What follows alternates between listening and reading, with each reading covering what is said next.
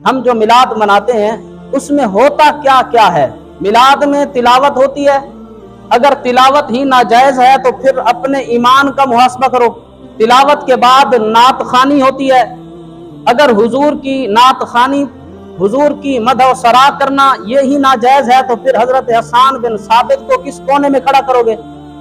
اور اس کے بعد بیان ہوتا ہے جس میں نبی اکرم صلی اللہ تعالی علیہ وسلم کی، آپ کا نسب مبارک، آپ کی ولادت مبارک، آپ کی عظمتیں اور آپ کی شانوں کو بیان کیا جاتا ہے۔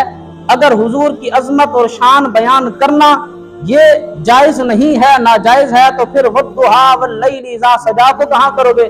پھر یا ایھا المزمل کو کہاں کرو گے؟ پھر یا ایھا المدثر کو کہاں کرو گے؟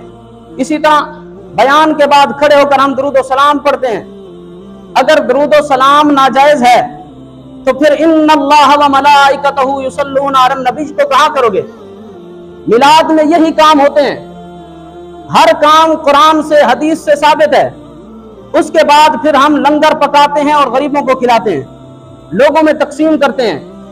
اگر لنگر پکانا، لوگوں کو کھانا کھلانا یہ ناجائز ہے تو پھر نبی پاک کا وہ امری حکم کہاں جائے گا کہ حضور علیہ الصلوۃ والسلام نے ارشاد فرمایا اطعموا الطعام، لوگوں کو کھانا کھلایا کرو، یہ تو ہمارے نبی کا فرمان ہے۔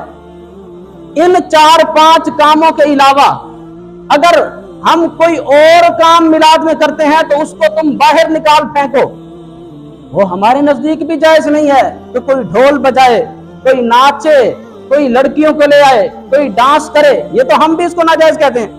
میلاد منانے کی جو شرعی حیثیت ہے اور اس میں جو شرعی امور ہیں وہ ہم سے پوچھے جائیں جو میلاد منانے والے ہیں، وہ سارے کے سارے کام یا قرآن سے ثابت ہیں یا رسول اللہ کے فرمان سے ثابت ہیں۔